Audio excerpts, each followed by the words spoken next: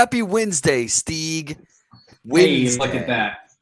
I was hoping USF would lean in on that after I dropped that nugget a few times and they didn't. So hey, what can you do about it? They're like, we can't steal from at Robert Steeg Life from thedailystampede.com Oh no, you because absolutely can. that's what I was like. Hey, we'll give you some nuggets. Just roll with them. Please, I don't do it to like overtake someone's job. The social media team for USF has been a lot better. They don't want to take their job from them, but boy howdy, I've got some good ideas up in this noggin, and I wanna tweet stupid shit every once in a while It's sometimes the good ones from are an there. official account. Instead, we got and I learned something because I had no idea what ate the crumbs or left no crumbs on the table, and I was like, do kids say that? I have found out that they do. So, how do you do, fellow kids?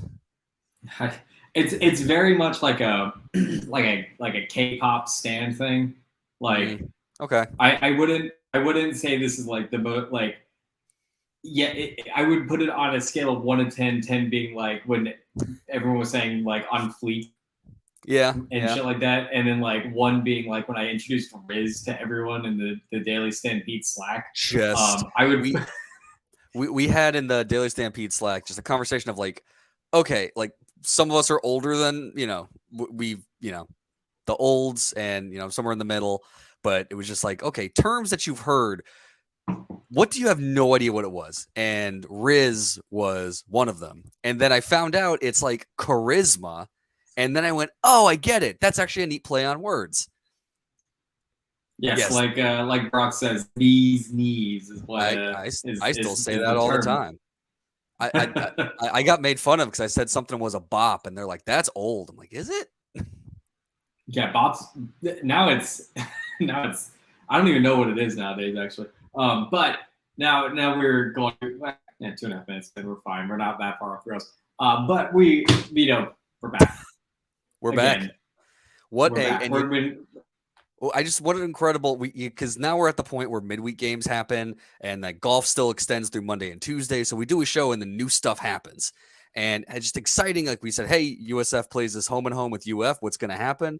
And then they unfortunately lost in the 9th inning or on Tuesday on the home half. Then they go to Gainesville, and little did we know we have the best Wednesday ever. Yes, the best Wednesday ever. And in fairness, I had no faith going on Wednesdays. I remember when we were going over the schedule for the games this week, I looked at that Wednesday on the composite calendar and I said, fuck, man. Like, that's not fun. Like, it screamed just like women's basketball would not play great against SMU there. Or excuse me, was it SMU or Tulsa? Tulsa, excuse me. Yeah, Tulsa was the. And then like just like everything else was gonna get let down after that. I was like back to the old watering well and everything like that. But lo and behold, they surprised us all with a very rare monumental occasion for USF. And I will say, with these pleasant surprises, all of a sudden you turn around and, oh wow, we didn't expect that, but that was an incredible day. And just watching all the different teams do what they did, especially in the slots that it happened. If you were able to watch all of those games, they all started to converge on each other at really interesting times too. Like we were all watching the UC, like the baseball game seemed like it was completely out of whack. So we were watching the Warren I-4 game, and as that was getting exciting, it's like, oh my gosh, I can't believe they're going to pull this off, and they're going to sweep UCF for the first time since 1992. And then Steeg goes, not so fast, my friends. USF came all the way back in baseball, and we were like, well, are you kidding me? It was just a wild, cadence of how that all worked out. And Seth and I were live talking about the football schedule as it was all going on. And at one point I almost messaged Seth and I was like, we need to just stop for like 10 minutes, let these games end, because baseball and basketball were just rolling at the exact same time in the closing minutes. And then like softball was like in the top of the 7th, like 5 minutes after the fact. So there was a lot going on that Wednesday. And at one point, I don't even think that podcast that we did on Wednesday was frankly any good because we were so distracted by things that were going on. Like I had the game on my phone going live. Yes, Seth, we deserve a lot of credit for the Wednesday at hand because we powered through trying to piece together USF's football schedule and our predictions and everything like that while historical day was happening for the Olympic sports, which is a lot of irony for me. What I love about those live shows is you see the opportunity that you guys are having the podcast, and all of a sudden it's like Steve's like, "Oh, I think USF's going to pull this off," and then Seth's like, "All right, let's talk about Western Kentucky." It's just like then you listen to the podcast afterwards, it's just like, "Oh, that's just funny how that works out." It's like I'm not, for the most part, since we've been doing these lives, I don't really do any editing whatsoever unless there's something that sometimes you're showing something, so it's like okay, there's a lot of like dead air. I'll go ahead and edit that, but for the most part, it's like keep it all natural. It's pretty funny when that happens. And I guess that's right. Again, we wish Nathan best of health. He wasn't able to make it last week, and but that Wednesday was great. So, do you want to jump in? Just go straight down the list. Yeah, we'll touch on the important games that happened on that Wednesday. That will culminate into just a lot of yeah. We got to talk about Austin Reed while we're sweeping UCF in basketball. But yeah, we'll on the important games as well. And you'll know which ones are the important games. But we'll start with basketball, with men's basketball specifically, and that UCF game was a culmination of a lot of what we had expected out of a University of South Florida basketball team, but just never kind of got it all pieced together. They made the mistakes that they normally make, free throw shooting and other various things. But lo and behold, a sweep of University of Central Florida men's basketball for the first time since 1992 and 93. That does sound like a long time because it was. And keeping in mind for a good while there, USF and UC were not in the same conference, especially when you look at the Metro and the Conference USA kind of stints there. So it was rare for USF and UC to play 2 times in the same season of home and home. So we'll just say first time in the American Athletic Conference history, which sounds at least a little bit right. And it's the last time, at least in this conference and for a while, that they'll play that. This is the first win in Orlando since 2014, which is year 2 in the conference. And that was an overtime win.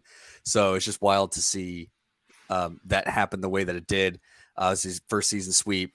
They had 4 players in double figures. So Ryan Conwell, the freshman who's come alive at the end of the season, 14 points. Tyler Harris, 13 points, and he got ejected with probably 6 minutes left to go in the game.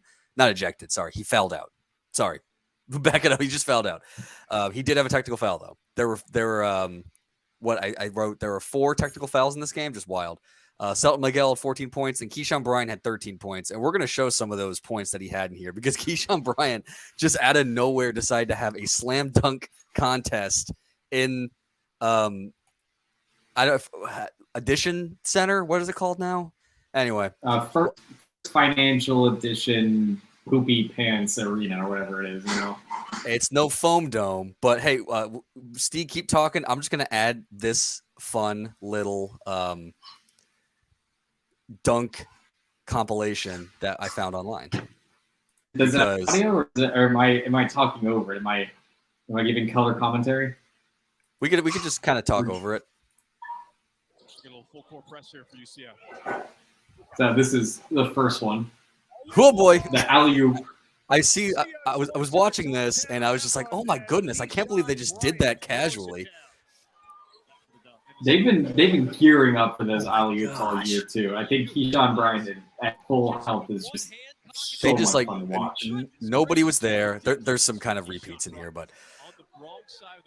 And okay, so you think like an alley-oop, it's like okay, they're gonna figure it out. They're gonna stop that. Make sure it gets like nope. Just again. Hold on. Who was that just went out to try to block that? Was it Michael Durr? I'm not sure. It was indeed Michael Durr. We're gonna see this one because this is just like I don't care, I'm going, and nobody tried to stop him. Just coast to coast. And Jim Lighthall on the call there, which we need to talk about that redemption arc. Oh my goodness! And they had USF was making some threes at the end, and they were saying like, "Oh, he shot it right over Magic Kingdom!" Like, right? They were having so much fun. Oh with my it. goodness! I just unbelievable. We're almost there. So sorry, I just feel like we had to see this. And this one was by so they're up by 3, and this one off the baseline, just oh my gosh. There's that's so UCF was storming back. Yeah. Right. And he just out of nowhere over Taylor Hendricks, who's going to be a possible lottery pick in the NBA. Right. All right. Nice side. We're heading to Ho Chi Minh City for our next slide. No, that was it. It was just the 5. Or the 4, I should say. Just the 4. So anyway, Keyshawn Bryant had 13 points, most of those on monstrous dunks, and then he had a really nice 3 at the end to kind of extend the lead, because for a while there UCF was storming back. Russell Chu had 6 points and 13 rebounds, but a lot of what he did was they were double teaming him, so there were some opportunities around. One thing that was fascinating to me about this game, and I don't want to stay too much in this game, but it's just I put at the end of our notes, Vito was hype. I was watching this game, and it was just so exciting. They did a really good job of converging in the paint and being able to work around defenders to just get easy layups. And that's something I haven't seen. Normally this a Brian Gregory led team would kind of lean towards the hero ball almost, where you try to draw a foul. They were actively avoiding defenders. But yeah, they shot 52% from the field, 62% in the first half, 50% from 3, and had 64% free throw percentage, which we talked about. You go from 50 to 60, 65. That changes some of these games, and they've been able to do that. And then they out rebounded UCF 47 to 26, just a masterclass. Right, and this isn't. And this sounds so weird to give credit. Like, this isn't like a UCF team that had historically been out rebounded or was, on the tail end between a defensively not playing well or anything like that. Like, they have a stout defense. They have big men. Like, Taylor Hendricks is a human rebounding machine over there. Mm-hmm. And yet, USF, I mean, the score, I feel like, is a lot closer than how the game actually was. I think if you probably neutral court this game, it's probably a little bit, there's probably a much bigger spread between them. But yeah, I mean, they did everything right at the end too, which I think was the best part. Like in a normal year, you would see USF kind of pull this one away. They fall apart on whatever aspect, not hitting free throws. I think they really kind of benefited from Russ Chaywan not taking as many free throw shots at the end there. Yeah, and they went 7 for 8.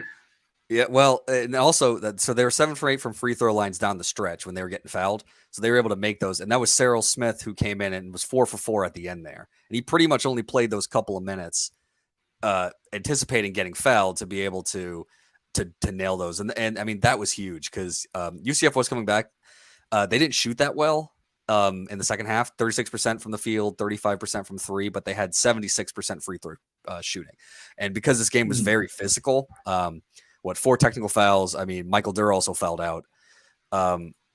It was just the team who was going to be able to keep the free throws going. And earlier on in the season, they weren't able to make these down the stretch. So they did this time in a hostile environment for the most part, in a rivalry game. Like, this was just a great culmination of they figured it out from top to bottom. They had multiple players score points in multiple ways, and this was just like, if this is this team and you can put it throughout the whole season, USF's good. Like, that's the thing. Tyler Harris fouled out. Like, your best player fouled out, and he clearly looked like he wanted to be out there. But yeah, right. So they get that win. They surprise us all. Do we want to move on to the SMU victory? No, yeah, we might as well. Now that I can acknowledge them. Yeah. So they return home. It's the salute to service night, and they win 71-67. I was actually at this game. First men's basketball game of the season, so I was able to go. They were down by as many as 15 and down 38-26 at the half, and it was just looking rough. SMU was making everything. They were able to hit outside shots, hit inside shots. Then they stormed back with the 45-29 advantage in the second half, and this was led by Tyler Harris. He had a monster game with 30 points, 7 of 12 field goals, 5 of 9 from 3 points, and 27 of those came in the second half. He scored 27 points in the second half of this game to just take over. There was a moment where he hit a monster 3, and he was just doing this to the crowd. It was pretty cool. I tried to get a photo on my potato phone, but such as it goes. Russell Chua was 12 and 9, and Jameer Chaplin had 11. And this is just part of okay, so this is their first 2-game winning streak in the conference, and they had 5 different guys score double digits. I'm sorry, 6 different guys scored double digits, and it's just. Brian Gregory teams for USF anyway, it was always you rely on a few guys and you rely on really stingy defense. This is any guy can come up and score double figures, and it's just remarkable. And again, they 65% from free throws. It's those types of things that turn a 67-65 loss into a 71-67 win. And historically, they do lose those. That's it's funny to me because it's just kind of like how variable these small nuances have become for USF men's basketball over the years. Like free throw shooting and just finding a guy that can make threes consistent. Like it's the dumbest thing in the world because you would think, oh, it's so simple. Just find a guy that can shoot threes pretty consistently. But USF just for whatever reason, they'll bring in a guy that's a career, 50 to 60% 3-point, specialist, and then they'll tank to 25% during the season. Whether it's the play that they call or not finding open shots or whatever it is, it feels funny to me to see them win the games by doing the right things. And I mean, everyone was off the boat when it was 20-9 in the first half. Everyone was oh, back to normal, back to reality, and then they decided, second half, all right, let's do this. Kind of thing. So yeah, they shot 41% and 22 from 3 in the first half to 59% and 50% from 3 in the second half. It's just you reverse those numbers, and all of a sudden, whatever happened at halftime, they figured it out. Tyler Harris notables. He had 5 threes for the 10th time this season. It's his third 30-point game. That's tied 4th all time for USF. Again, he's only here 1 year, and he's already in top 5 lists. He's tied for the most threes in a season in USF history, so his next 3 will be the one that breaks it. So it's their first winning streak, and they've won 3 of 4. Again, with that loss to who'd they lose to? Tulane. But I actually pulled this from Go USF Bulls. Coach Brian Gregory is 50-19 and 12-5 this season when the team scores 70 or more points. I mean. Just score a lot of points, idiot. Yeah, exactly. You get pointsy. It's like, is this iteration is like, hey, if we just go, hey, we're going to go pointsy, and maybe that works. Tyler Harris was named to the AC honor roll for his 5th time this season. So again, he had a monster game, a really great week for USF men's basketball for a program that needs it. So, I mean, they get Tulsa for senior night on Wednesday. They beat Tulsa by a lot last game. You have a really good chance of extending a winning streak here.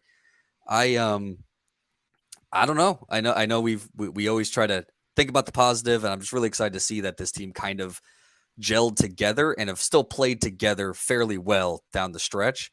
And I always hate the idiom, but you never know. You get into the tournament and all bets are off, so it's like, who knows what's going to happen? I know what's going to happen. Right. They're not going to win the tournament, but hey, it's exciting to think hey, you're looking good down the stretch. This is what this team could have been, but what happens after the season, we'll have to see. Yeah, because I mean, it got brought up on our Discord, and Larry asked it here in our chat as well. Are they on the rise? Has Brian Gregory done enough to save his job? Et cetera, et cetera. The big question marks around this program is, what are they going to do? Because it is now become a little bit more of a difficult decision because of recency bias, at least. So, you don't want to fire a guy who's finally building the momentum that he needs to, build this program back up for the 3rd time, or however many times you want to count it. But at the same time, this doesn't excuse what happened between games 9 and games 24, right? A lot of stuff happened between that was just head-poundingly frustrated. And credit to Brian Gregory for the way that he built this roster this year. It did address every single issue that the team had last year. You know, there was no 3-point specials. There was no big guy in the middle. There was no perimeter forward. There was no added help. And they addressed all of those issues this offseason and then recruited really well, too. You know, Ryan Conwell, at the beginning of the season, I was told from one of the insiders that they're going to have a hard time keeping Ryan Conwell from getting plenty of minutes. They have a really talented roster in front of them. As a true freshman, you would think he needs to, you know, get strength, get bigger, or anything like that. But I mean, he's exploded, and he's getting his minutes, and he's proving why he was, you know, one of the best basketball players in Indiana last year. Mm-hmm. But you still are at 13 and 16 on the season, so you're below 500 for the season. You're at 6 and 10. So unless USF has a miraculous run here and wins their next 5, 6 games, they're going to have their 6th straight season under Brian Gregory under 500 in conference. Mm-hmm. And I'm all for building momentum back up, but I don't think that you can excuse another year under 500, regardless of how it's been. You know, they've addressed a lot of issues. They had the opportunities to be above 500 this year. They had quite a few of them. Yeah, there's some games that come to mind. That first Memphis game that just slipped between their fingers. I mean, that Houston game, but again, Houston's a really good team, so it's like you really can't fault them for that.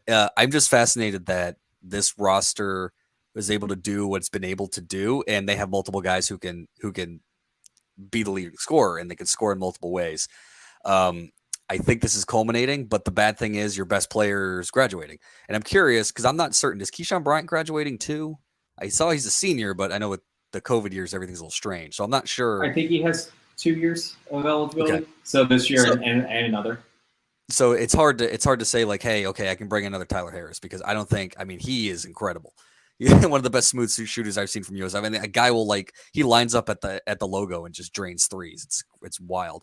So it's hard to, you know, and we won't talk about that exactly, but yeah, it's 6 seasons and who knows what. But if your new philosophy is, hey, I'm going to score 70 points plus a game, then the stats speak for themselves. But I'm going to take the winning 2 of 3 and having a favorable senior day matchup against Tulsa on Wednesday. And then they end it against Wichita State on Sunday. And then they go into Fort Worth for the conference championship. But another win that happened on the USF court, women's basketball beat Tulsa 93-83 on Wednesday.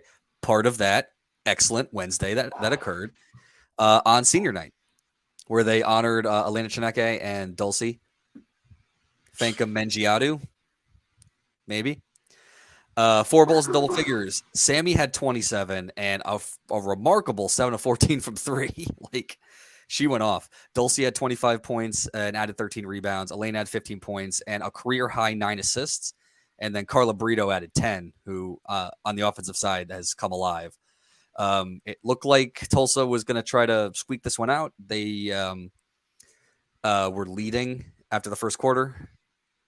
And pretty much after that, USF just got it back and then kept them with arm's length to win. They out-rebounded Tulsa 39-30 and shot 49% from the field and 42% from 3. I mean, Stieg, I was watching this simultaneously, so I have like a dual screen setup. I was doing some work on my bottom screen. I was watching the War and I-4 up here, and I have an iPad that I was watching the women's basketball game. And Molly comes and goes like, "You're nuts." I'm like, yeah. So it was one of those like I was kind of paying attention on both sides, but I mean, another great win. Women's basketball is 25-5 with 14-1 in conference with 1 more game left. Like, it's just incredible season from them. Yeah, no, it truly is, and if all according to the plan, USF is going to be one of, I believe, 4 schools this year to end their conference run with 1 or less losses or something. I don't know the best way to word that. There's like 4 other schools that are going to be with 1 loss or less as the regular season ends in their conference play. South Carolina and, oh gosh, I had it in my head. Fuck, it was on The Athletic earlier, and I wanted to plug it, and I chose not to because I wanted it to be a surprise. Is it Indiana? I believe it's Indiana. Hold on a second. God, it's in Boston University is one of them too. It is not Florida Gulf Coast. I know that for certain. Oh God, it was in their power rankings too. I'm angry at myself for not keeping track of this one because it was such a good stat. It was such a random fucking stat. And of course, it's all contingent on USF winning against the worst team in the conference against Cincinnati. I'm actually just jinxing the shit out of them right now.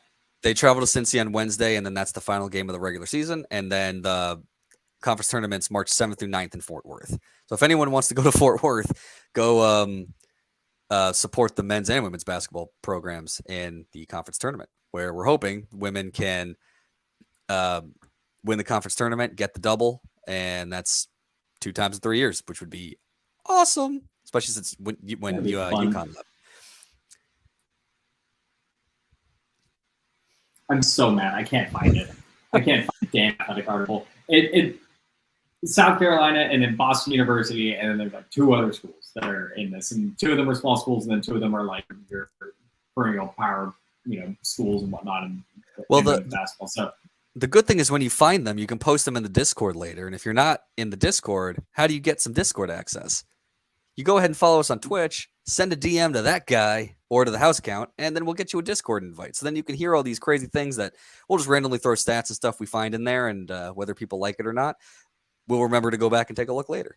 And also fun recruiting news and spring coverage coming up because spring is just around the corner. God, we're booking through like sports right now. It's incredible. There's so much going on. I cannot believe it. And then we still get like college. We're not even close to the time of year where like everything's hitting full speed, especially now with social media and like recruiting. God, I'm looking forward to like our recruiting breakdown that we're gonna have like in a couple months to talk about like who women's basketball recruited, men's basketball recruited, who's new, who's not new, all that stuff. This is actually a really good question. You go, Steve. Finally found it. Holy shit! All right, this is gonna be the weirdest group of teams you're ever gonna hear in your entire life. South Carolina and Gardner-Webb are the only 2 teams to not drop a game during their conference schedules this year. Wow. And then Boston University, UNLV, and then fingers crossed, South Dakota State and USF will also be joining that list here soon. Absolutely incredible. It's a weird, it is a very strange list, but it's good to be on it. This is a good question that I think we're going to bring up and ask because I am unsure. Name me the last USF men's basketball player that stayed for his entire career. Torlin Fitzpatrick. That's really the only one I can remember. And it's always tough because sometimes you have like a JUCO transfer that sticks around or somebody leaves. I guess we're talking scholarship players, not walk-ons too. That is a good question, and I'm going to bring that up. Mark Kalea. Yeah, Mark Kalea. I'm going to bring. We'll bring it up to some of the other Illuminati podcast or Daily Stampede fellas who probably know a little bit more on the basketball end. But yeah, I can't think of anybody since then. All right, Steve. We've been 30 minutes on men's and women's basketball. We're gonna have to speed up a little bit here. Yeah, that is. I know. You can talk about our nationally ranked men's tennis team, who's under 500 but nationally ranked. Yeah. We told you these rankings are very strange. They are, but they are. ITA is the best at ranking teams. It is the fairest way that I've seen any collegiate sports teams ranking. There is no East Coast, West Coast, power, anything. There is no biases in this thing. They truthfully do a good job at ranking these teams, and USF is rightfully ranked. Their record as of now is an 8. Sounds like they're not playing that well. They have some really good victories under their belt, including 2 of them from this past week. But we'll start with a not victory. Our first mentioned loss of the show. USF traveled up to Virginia to take part of a little tournament up there. They started the weekend playing the number 28 team in the country, VCU, Virginia Commonwealth. They lost 7-0. VCU is really good this year. VCU is 10-1, and they're just really good. I mean, it comes to a point where you just got to tip your cap to opposing team. And, USF got swept in doubles. They lost all but one set in singles. And even when one set, Tom Hussein forced the third set and then lost in the tiebreaker 10-3. So just overall forgivable, but doesn't really define the season. Again, it's a really good team. It's sometimes you play a team that is 10-1 and has beaten our great opponents this year so far. What can you do about it? But then they turned it right back around, playing number 46 Penn State, where they won handedly 6-1. So you go from shit in the bed to shitting in someone else's bed. How about that? So again, I'm going to trademark one of these days. They won they won the doubles point pretty handedly. The two wins were by a score of 6-2. Eric Rebellius and Alvin Tudorica and David Tortora and Bruno Oliveira were the two winning duos for USF. Elijah Cham lost on court 4. That was the only blemish on the afternoon for USF. The rest of the team had to battle, so it wasn't just like a cakewalk by any stretch of the imagination. 3 of the 6 courts to tiebreaker. So, all in all, you were able to secure a really good victory against a really good Penn State team that's only lost 3 games this year. So I'll take that as a big positive. And then on their final matchup, they played Liberty, not the Eagles, the Liberty Flames. They had a nice come-from-behind victory there as well to really secure a solid weekend all around. They lost the doubles point. They were down, they then retook the lead very quickly. I think in straight sets in 4 or 5 minutes, they took a 2-1 lead. Tudorica and Oliveira both just dominated their opponent. Then they lost those 2-2. Then they had a little back and forth to where it was 3-3. And then Gravelius won to the match. Tom Hussein played a 2.5-hour match and lost. And I just feel bad. Like, that's a lot of exercise. You got a lot of exercise. That's a lot. Woo. It was like 6-4 in the first set. He lost in the tiebreaker 6-7 in the second set. And then the third set was like 10 or 11-9. Something ridiculous like that. I don't have the stats in front of me. But overall, got a lot of exercise, burned a lot of calories, ate an extra chicken sandwich on the way home after that one. So after that, pretty good weekend. Again, they're at 6-8. They're probably going to move up in the ITA rankings, which is fantastic to see for another great Ashley Fisher coached tennis program. They're off for a whole ass week. It's going to need to after that 2.5 hours of game time. Jeez. Tom's gonna sit in an ice bath for the entire time. Yeah. So they'll travel to Texas. Yeah, travel to Texas A&M to take on the Aggies on March 6th, and that's the only game they have next week too. Okay. So good for them. They get a nice and well-deserved break there. I mean, it's not a bad weekend. Beating Penn State and Liberty. Beating those, I'm not going to make a joke. Actually, I was going to make a joke about Liberty and Penn State having things in common, and I'm not going to. I'm a better man than that. But we'll get to women's tennis quickly so that we can dodge that bullet. They are back to 500 on the season. They won both their matches over the weekend. Firstly, a 4-2 win over Stetson, followed by a 4-3 victory over Northwestern. The big monkey on USF's back right now for women's tennis is they haven't won a doubles point in 6 straight matches. And I'll reiterate how tennis scoring works. So you start with your doubles points. You have your 6 designated players, designated duos, and each court, or there's 3 courts at a time playing, and each you get 2 out of to get the doubles point. And if not, you have to then win 4 singles courts in order to secure the match. And so it's quite a leg behind to lose your doubles point for 6 straight matches. But for USF to overcome that and still sit at 500 on the year, I think is a pretty good sign. I think it's a lot of chemistry things. It's a lot of just making sure you got the right pairs going. Sometimes I switch girls in and out of the lineup just to make things work. But nonetheless, a good couple of victories there. Sierra Berry continues to be an force for USF women's tennis on court one. She is their ace. She is their best player. She will be the MVP for the team this year once again. Not to be outdone, Leona Walsh is also having one hell of a year right now. She's historically have been playing on courts 5 and 6 this year. I think she's only dropped, 2 matches this year. So she's 6-2, if I recall her scores correctly. She's playing extremely well. And Marta Falsetto Font has also played very well. There's just a few inconsistencies here and there. I will give a big shout out to this Northwestern match that they had.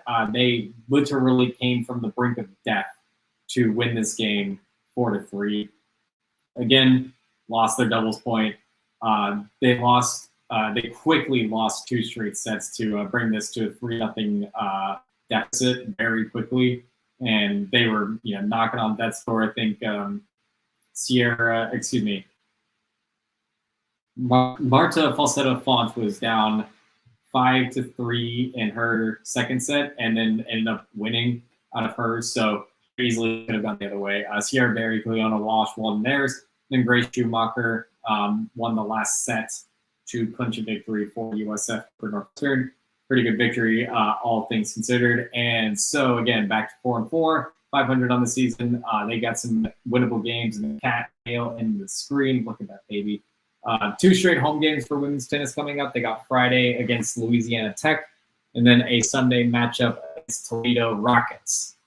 I love the Toledo Rockets. It's the stupidest fucking team name you'll ever hear in your life. Amazing. But, so two games put up for them. Lots of Rockets in Toledo, apparently. The one thing about sometimes those scores are really interesting. You see, like, they're at the brink because you lose a doubles point, then the singles matches happen just super quickly, lose straight sets. But the other ones end up going the distance, so it's like it seems like, oh wow, they're going to lose, but you always got to pay attention to the courts and where they're at. And sometimes on these, if you watch on ESPN Plus or when they're in the tournament stages, it's interesting because you can switch between the courts and the cameras, so you can kind of see. And the live scoring is interesting to watch for these college broadcasts. Right. But yeah, that's wild. That was the Will Kennedy Bowl, if you will, tennis classic. Yes. And we showed him that, and I just remember him putting in all caps, "conflicted." Shout out Will Kennedy, USF great alumni. Mm-hmm. Mm-hmm. Take golf because I need to rest my voice for a second. I was gonna say you wrote golf, so I'm interested and curious to see. So women's golf finished 9th in a 15-team field at the show ahead of 2 ranked opponents. They did wrap that up last Monday, so we were still doing the show, and then we were able to see this. Melanie Green continues to be a force, still a top player on the team. She finished tied for 5th with under 3. The rest of the squad were over par. But next up, they have the Trinity Forest Invitational in Dallas on March 6th through 7th. So it'll be interesting to see how they do. Again, 9th and 15 doesn't seem very good when you're at 2 ranked opponents still early in the season. It's good to be able to get them the reps they do. And then Melanie Green also just being as good as she is like Sierra Berry, just like dominating the competition. Some of the other scores were over 7, over 9, over 10. And it's like when I look at those, you see Melanie Green was 3 under par. Like that, tough course it looked like, and also just a very good, very round from her. Men's golf is currently 8th in the Lake Las Vegas Invitational. I believe they wrap up tomorrow, so we'll know more about that. Chase, no, they wrap up on Wednesday. They wrap up on Wednesday. Okay, there you go. Yeah, they've got 3 full round 3 days. Okay. So round 2 is tomorrow. Round 3 is Wednesday. Chase Gullickson and Shabam Jaglin are tied for 11th at 2 under par, and they lead the way. Elsewhere, Sam Nicholson is 8 over par, and Jake Peacock is even, and Nino Palmquist are 6 over. Golf, like tennis, and sometimes volleyball, I need to figure out how to say some of these names just so I don't say them wrong. But there you go. Men's golf is currently 8th in the Lake Las Vegas Invitational. At the very least, they're hanging out in Las Vegas, which is always a fun place to be. Yeah, it's ironic. Both had not the same tournament, but 2 tournaments taking place in Las Vegas at the same weekend. Yeah, just probably got some XFL action too. Oh yeah, The good old XFL action. Everyone looks good except Orlando, who looked terrible. Good. So baseball, another one of those Wednesday thriller games.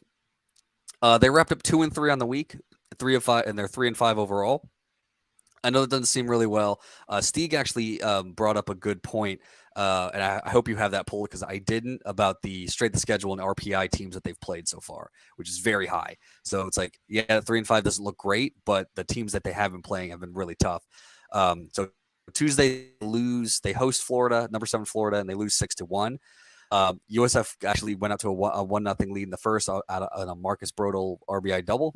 UF tied it in the fourth on a homer, and it was 2-1 going into the ninth. Then the wheels fell off, which just tends to happen. That led to the 6-1 result. USF struck out 15 times. We need to get the backs going. And Jack Siebert had his first career start. Ethan Brown and Riley Skeen, they all combined for 9 Ks on the pitching staff. But on Wednesday, redemption in a very satisfying manner. They go to Gainesville, which is an interesting little home and home. So they win 10-9. Again, this happened like right as basketball won. So women's basketball won like an hour later. Men's basketball won, which is funny because they both started at the same time. Don't know how that happens. We almost gave up on baseball, and they came roaring back. USF scored 7 in the ninth to take the lead. They were down 8-3 going into the frame. Here comes the other cat. Butcher and Mayo both homered in the ninth. Nelson Rivera had 4 hits, and Mayo's blast was the first game-tying homer in the ninth that USF has had since Butcher tied the game against Texas in the Austin Regional. Do we all remember how exciting that was? So it's always fun to have a game-tying home run in the ninth inning. So they ended up winning 10-9, which is their second top 25 victory against number 7 team. And UF was previously undefeated at the time. So number 7, and they beat number 12 Maryland, number 13 Maryland. Mm-hmm. Yep. I have the tweet for you, by the way. I sent it to you if you want to pull it up. Excellent. The proper credits that we need. Excellent. I'll wrap up the weekend match. So then they traveled to Boca Raton to face FAU, and they won the first match 5-1. Hunter Mink pitched a gem, 6 innings pitched with 6 Ks. He has so far looked like the Friday night starter of the staff and has looked good in both of his games, not matches. Sorry, when you're going from tennis to golf to baseball, it tends to happen. Bobby Bozer had a 6-game hitting streak at that time, and offense had 11 hits, and pitching staff logged 8 strikeouts. On Saturday, they unfortunately lost 8-7 in 11 innings. They were down 4-0 in the third, came roaring back to tie it 4-4 in the fourth. Then FAU took a 7-4 lead, but USF came back again and tied it in the eighth on a Cantu homer with our favorite bit about Daniel can't tie the game in the ninth, or the eighth in this case. He can too. Game goes to extra innings, and FAU wins in 11. USF struck out 13 times. So again, strikeouts in that match were the killer. Starter Nolan Hootie gave up 4 runs in 2.2 innings pitched. So they're still trying to figure out some of their pitching woes, but a lot of these guys are young, so it's just getting the reps that they need. Sunday, FAU wins the rubber match 8-6, again in a game that was going back and forth. FAU jumped out to a 4-0 lead. USF came back to take the lead on a Daniel Cantu homer again, 5-4 in the fourth. Austin Grouse got the start, gave up 4 runs in 2 innings pitched, and offense had 11. In these games, offense had 11 hits in game 1 and game 2, and then 10 hits in game 3. So they were hitting the ball, they just weren't driving in runs, and they were striking out a lot. I'm sorry, they were driving in runs, they just weren't stopping them. So that wraps up that round of games. Where did you put this tweet? Next up, they face. I see you on Twitter, by the way. Sorry, not to interrupt you there. That's probably why you can't find it. Exactly.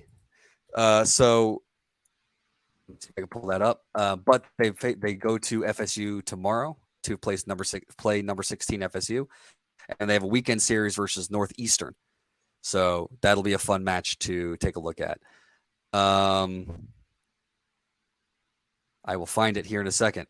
Our buddies it's Bruin at McEwen had a tweet that said, so the record's 3 They have an RPI of number 49 in the country. That's out of 302 teams.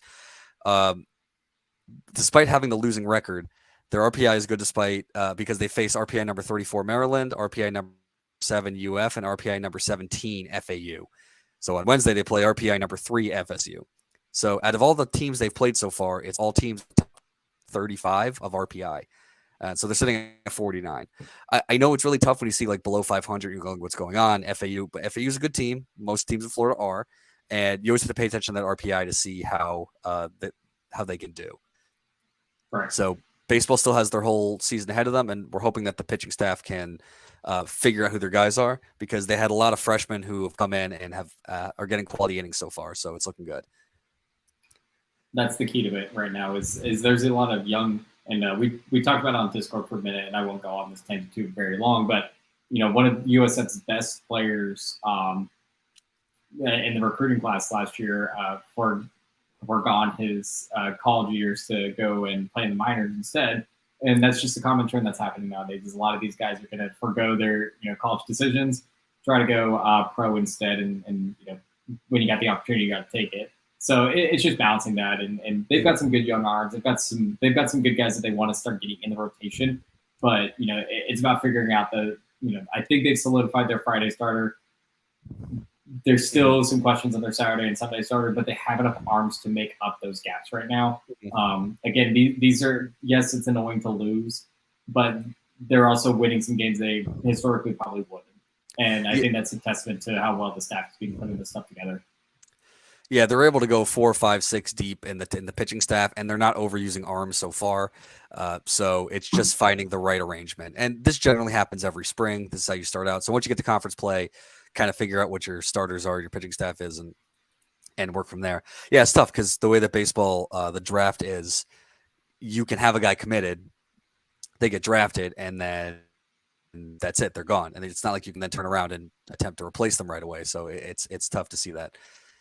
So yeah, that's baseball. So they get FSU tomorrow, and they'll see. We'll see how they can do there. All right. Switching over to softball real quick. Softball had a pretty solid week, a good little return week out of the Clearwater Tax Act Invitational that thankfully they won't have to do ever again. So they went 4-2 on the week. They had a very tough slate of games coming up for that weekend too. So that brings them up to their record of 6-9 overall. It's very nice. On Wednesday, part of that Wednesday, they had a doubleheader against Florida Gulf Coast. They won the first game 3-0. Gabriella Nori started it and got her first win in the Green and Gold, which it's an interesting way to start the year for her. She pitched a complete game, only allowed 2 hits, that's 10 strikeouts. A fantastic outing from her, kind of the outing that we kind of expected from her. As a Lehigh transfer, she was very good at Lehigh. She got thrown into the fire here to start, and I think that was probably end up a good thing for her. Mm-hmm. Emily Hanlon and Megan Piero both go 2 for 3 to drive in some runs for USF there to secure a victory. And then in game 2, shortly thereafter, they were down 1-0 going into the 6th, and then scored 3 unanswered to win the game. How about that? That's pretty good. The rally started when Hanlon, again, had a great weekend herself, drew a bases-loaded walk, and then Jada Martinez and Antoinette Hell were able to close out the game shortly thereafter for USF. So overall, a pretty good way to end the streak is to win a doubleheader. Or, excuse me, a pretty good way to end the losing streak is to win a doubleheader like that. And to throw 18 Ks, like, over the course of a day. Like 18 strikeouts is, whew. It's a lot of fun. And then they get to turn right back around and play the number 5 team in the country. Congratulations. Ken Erickson loves to schedule these tough teams. And to make it even better, you throw the true freshman out there to play the number 5 team in the country. But that's only going to get them better. Peyton Dixon went out there. She gave up 4 runs on 6 hits and 3 walks in that loss. Again, Clemson, which, by the way, is a fantastic story because they just started their softball program, I think, 2 or 3 years ago. And they're already, like, big-time competing for national dominance. I didn't know that. That's awesome. Yeah, fun facts. And then on Friday, Overall, Clemson, a really good team, beat USF, and not very good team, nothing notable. Turn right back around on Friday. Guess what? You get to play the number 9 team in the country, and you get to play Tennessee. So that's fun. They lost that game 9-0. I think the score makes it look a little worse than it was. Gabriella Nori again got the start, pitched 4 innings, and kept it scoreless. So nada for about 4 innings there. She gave up 3 runs in the 5th, and that was basically all that was really happening up until about the 7th inning. And then Tennessee unloaded for 6 runs to win the game then. USF got 1 hitted. Is that the right word for it? 1 hit, but yeah. They got 1 hit. They got 1 hitted by Tennessee's ace. So what are you going to do about it? Haley Bryant got the lone hit for USF. Good for her. Keeps us from that dastardly no-hitter spiel. Yeah, Peyton Gottschall of Tennessee is 3-0, and she put up a Georgina Corrick-esque stat line: 6 innings pitched, 1 hit, 0 runs, 0 earned runs, 0 walk, 11 strikeouts. Just unbelievable. When someone's on it, they're on it. That's all you can do about it. Yep. And there's more. Saturday, they played against Michigan State. Got a big dub out of it. They won 6-1. Peyton Dixon, again freshman, pitched 5 innings, gave up 6 hits but no runs. So fantastic by her. Marissa Tribblepiece, transfer from Michigan State, hit a grand slam to seal it for USF, I believe. If I'm calling that yeah. So they were up 2-0 in the 6th, and then Michigan State had the bases loaded. They scored a run and they got out of it. Then in the bottom and the home half, Tribblepiece hit that homer to left. It was grand salami. I missed that. It was a grand slam. I knew it because I knew I tweeted grand slammy this weekend. Yep. Yes, Marissa Tribblepiece, the Michigan State transfer, gets the most exacting revenge you can with a grand salami to not to win the game, but to seal it. I think is probably the best way to say that. So again, a good victory there. And then on Sunday, I had a little battle against University of Illinois Chicago. They won the game 7-3. They were down 3-0 in the 3rd, though, so it didn't look too great. But Haley Bryant got an inside the park home run as part of the 4th inning to keep some magic going. They scored 4 runs in the 4th to take the lead, and then just kind of sealed it off from there. Antoinette Hell got the win finally. I feel bad because I feel like she always gets tossed in to, repair some damage, and it just damages that win-loss record. Peyton Dixon got the save, 7 total strikeouts in that game. So overall, a pretty good weekend 4-2, like we mentioned before, is a pretty good start, or a pretty good week nonetheless when you're playing 2 top 10 teams like that. Haley Bryant got named to the AAC honor roll for her efforts. She batted .429 for the week and had the inside the park home run, which is always fun to watch. And so softball is currently sitting at an RPI of 100, and I believe that's out of, 200 teams, 200 something. But that sits them at 5th in the conference. So not quite where we had expected USF to be, USF softball to be historically. They usually sit at that 1, 2, or 3 mark. They've got a little bit of work to do, but I think they've got the arms. They've got 3 really good arms to use for conference play this year between Peyton Dixon, Antoinette Hill, and Gabriella Nori. And then they've got some young arms as well. Jaden Martinez, I think, comes to mind first. But really, the story of the season is their strength of schedule is just absolutely brutal. It sits at 35th, which is 2nd best in the conference so far. And Erickson just throwing her girls into the fire. That's when I was looking, because I looked at this and go like, okay, let's take a look at this. Because they're playing a lot of top 25 teams, and it's a lot of good programs. So that 35 really stuck out to me. So the RPI is whatever at this point, but you have something to build on. And they've been using a lot of different pitcher and roster alignments. So they've been trying to, or Coach Ken's is trying to figure out what's the best match for all this. So it's really good to get a lot of different arms. Again, we've had Corrick for so long who would just eat a bunch of innings up. So now it's you actually have some ability to change some things up. Interesting thing about Antoinette Hill. So she came in, UIC went up 3-0, and then she came in with runners on 1st and 2nd and gave up a hit, but then shut the door. So she only pitched .2 innings, but got the win, but was able to stop the rally by UIC there in the fourth. So that's always good to see, because sometimes you come in and you're not able to stop that, and then all of a sudden the game gets out of hand. So as a pitcher to be able to come in for a starter that just kind of let loose a little bit, that's good to see, especially for her. So not only can she start, she can come in the middle of the game as well. So that's good to have the versatility. Oh yeah. I'll take this last little bit. So next up, they play. They do the Bulls Invitational this week from Thursday to Monday, where they play Kansas, Rhode Island, USC Upstate, Northern Illinois, and Army. Army is a salute service game. So another a lot of huge games happening. Softball to me is always so interesting, because like you play so many games in a short amount of time. You play a ton of double headers. I don't know how you do it. But I mean, that's going to be another good weekend at the ballpark. So if you're around the USF area and you want to go support the softball team, go ahead and support them against Kansas, Rhode Island, USC Upstate, Northern Illinois, and Army. That's an eclectic group of teams. That's incredible. a whole lot of nothing. It feels like it's a whole. You'd be like, yeah, those are college teams. It's a bunch of teams that want to come and have a good time in the Florida heat, because it's February and it'll be March then, and it is it hit 80 today. Yesterday. Yeah, it's just unbelievable. Yeah, I'm not surprised. I'm not surprised the team from Northern Illinois is like, yeah, we'll play the USF Invitational in mid-March. Yeah, fuck yeah, hell yeah. Oh, we get to go to Busch Gardens after? Sweet. Fuck yeah. So then switching gears, we will do the quick rundown. They deserve more credit than the credit we're about to give them, but we'll do a quick rundown on track and field. They competed at the American Athletic Conference Indoor Championships this past weekend. Indoors first, outdoors later on in the spring. Overall, really good showing. 6 program records were done during the weekend.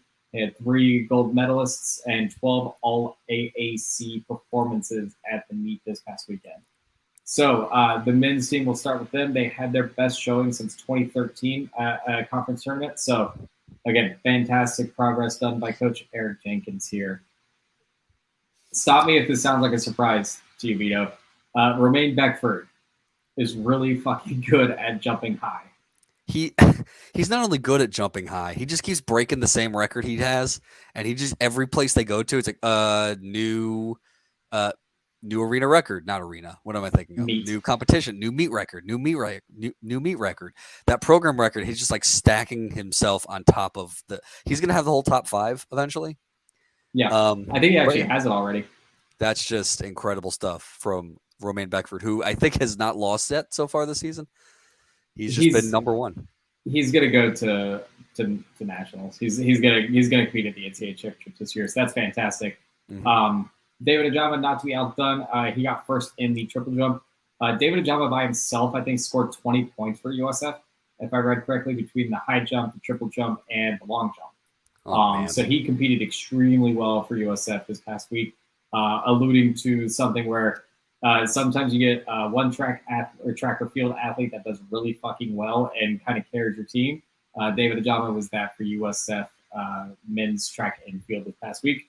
But not to be outdone, we saw the third victory to discuss. The men's 4x400 meter team got first place in the relays. Again, fantastic to see and to hear by Coach Jenkins' squad. Dante O'Banion, Shavoy Raid, Monte Parker, and a lot of you right were those relayers there. Again, fantastic. Great showing for those first place teams. A lot of good positive momentum to build on. Again, third place at the AAC Men's Indoor Championship is a fantastic middle break of the season for them. Mm-hmm. But elsewhere, Johan Jeremiah set a program record in shot put, and he ended up being 4th. Shavoy Reed, as I mentioned, he's very fast. He got 2nd in the 400 meters and 3rd in the 200 meters. And then Michael Bourne, the 3rd place, 2nd at the 60-meter hurdles. So they're making a lot of really good progress. A lot of other notable, athletes as well finished within the top 8, which scores points for USF on these meets. So if you place in the top 8 during the finals, you get anywhere between 2 points and 10 points. First place obviously gets 10, 8th place gets 2, and you kind of build everything up from there. So theoretically, if you have all 8 of your players qualify for the finals, you can get 10 plus 8 plus 6 plus 4 plus whatever it is. And you can get a lot of points that way. Mm-hmm. Which is what happened in the women's side of the bracket. Not for USF, though, for another school in the middle of the state of Florida here, unfortunately, and I won't mention them by name. But women's team did have their best performance at the indoor since 2014. So, again, a lot of really good progress made by Coach Jenkins. No gold medalists, unfortunately, but a lot of podium finishes for the Bulls. Janiyah Burton got second in the 400 meters and got a program record while doing so. The men's 4x400 meter got second in their event and set a new program record. Again, Shania Benjamin, Janiyah Burton, Kayla Hugg, and Denisha Anderson were those relayers. And then elsewhere, Anaya Ashley got fourth in the high jump. Chanel Villa got fifth in the 60-meter hurdles. So a lot of really good things to build on top of. But unfortunately, eighth place overall doesn't sound too great, especially when your rival literally blows everyone out of the water. One of the girls from UCF scored, I think, 48 points by herself because she competes in the 60-meter hurdles, 200-meter hurdles, 200-meter run. This girl just dominated the competition. She outscored, I think, 3 other programs by herself. So, what are you going to do? Sounds really good. Mm-hmm. They're going to start winning these things soon. There's no doubt about it. They're turned the corner. No pun intended. Full pun intended, actually. And it's just good. Every year they continue to break these records. I think a couple weeks ago I showed, if you start looking at these top 10 records of USF record holders, it's all starting to really saturate with Coach Eric Jenkins players or players that are currently on the roster. And that's just a coach who knows how to recruit. Guess coach knows how to coach. I've always fascinated to see, like, how do you make people run faster? It's just like, and like the difference between the 400 and the 200, because obviously it's either speed, closing speed, or figuring out how to save your speed. That's a fascinating thing I'd like to have a conversation with if anyone knows anyone on track and field or has performed track and field or competed in, rather, not performed. That would be a really interesting talk to have. So Stieg, I think we do everyone's favorite segment. Sailing. I see. I wrote all this stuff from sailing, and I don't feel confident I know what I'm saying. I'm good up with sailing. I can tell you about it. Okay. Yeah. Thankfully I've used sailing. USF competed in the Eckerd Invitational regatta over the past week. They placed second behind FSU. Scoring is pretty standardized for regattas nowadays. So essentially, order of finish gets you a certain amount of points, similar to our track and field kind of competitions there. So you usually have multiple boats, multiple heats, et cetera, et cetera. Just quickly, can I bring up, so they had this another regatta, but can I tell you the top 10 in here? So it was Florida State, then USF. Next, Princeton, Eckerd. Jacksonville had 2 teams. Northwestern, Rollins, Northwestern again, and then Florida Institute of Technology. Star-studded field sailing. Actually, one of the easier Division I sports too. Or not Division I. They're not Division I. It's not NCAA. It is one of the easier sports to sponsor for a school because you only need 6 athletes and boats. A lot cheaper than maintaining other pieces of equipment. And then additionally, USF did have their women's team race over the weekend as well. That one was a smaller batch. Only 4 teams competed. Old Dominion got first, Jacksonville got second, USF got third. And I could give you 1,000 guesses and you would never guess the 4th team that competed at the USF women's team race. If you said Wisconsin, you were correct. Wisconsin competed. Badger. Wait. I was shocked when I saw University of Wisconsin. Like, never would have guessed. Seth, you were an absolute man of you're a man of a million. I can't think of the word. Wonders. Yes, man of a million wonders. Now we can get to our favorite segment. Correct. So, fellas and bellas. I had a hard time picking my Bella. I will start with fella. Tyler Harris. He got the weekly honor roll nominee for AAC. He just put an absolute clinic in a game that I was at, scoring 27 points in the second half, 30 total, and won 2 games. And yeah, he fouled out, but he definitely played well against UCF as well. So Tyler Harris, you were my fella. I'll go fella for you, and then we'll go back to Bella. Perfect, because it gives you time to think about it, right? Yeah, it sure I'm does. stalling for you. I was torn between two. Tyler Harris is the easy option, and I want to say Tyler Harris because I can finally acknowledge that men's basketball exists when they win both of their games. So I can acknowledge it, and so Tyler Harris is my fella. But I also want to give a massive shout out to Jackson Mayo, who had an absolutely unbelievable weekend, week really, going from the Florida matchups to the Florida Atlantic matchups. Should have been on the honor roll for baseball, but the conference needs to figure out this baseball and softball issue because there are too many players that play for all of these teams for there to only be, I think there's 7 slots, and that includes like pitchers and hitters as well. So pitcher of the week, player of the week, and then you have 5 honor roll options for. There's usually like a fuck ton of players that play really well. And Jackson Mayo had better stats than, one of the guys that was chosen. But the kid from Memphis was on a team that won like 4 games against Youngstown State. It's like, all right, yeah, you're going to give it to the guy that won 4 games. Cool and all, but it's fucking Youngstown State. Like, give it to the guy that competed against 2 top 25 teams. Jackson Mayo's hitting bombs. And I believe Jackson Mayo is the reason you drank the Coke and Mayo, right? Correct. Which he hated. He didn't block me, but he might as well block me. Might as well block you. Oh man. Okay, give me your Bella since you figured it out. We'll move on to Bella. So I wanted to do Sierra Berry, but I didn't want to match exactly you. That was way too easy. I'll let you talk about her. I said Sammy Puisis because she shot 50% from the field and 50% from 3 against Tulsa. Getting off the schneid, there was a while there where Sammy wasn't able to hit as many threes. She was having some trouble. And just had an absolute clinic against Tulsa. And yes, it was senior night, but she came out and scored 27 points to solidify the home win against the Golden Hurricanes. So my bell of the week, Sammy Puisis. Stieg. I took it from you. Sierra Berry. She's really good at tennis. She's really fucking good at tennis. It pains me because I want her to have better support around her at times, but she's really good. She's doing something really special with her women's tennis program here. I had a typo there, so you noticed it now. But Vito, we've gone for an hour and 8 minutes. That is pretty typical now that we're in the big crossover season. So I think we're good to go to wrap up here. Again, thank you all for tuning in to our weekly USF Roundup. We're here every Monday to discuss the week that was for USF Olympic sports. Any news, anything that happens, we cover it. For Stieg and for Vito, hasta la vista, te amo, and what are they saying? Ciao. Ciao for now. See ya.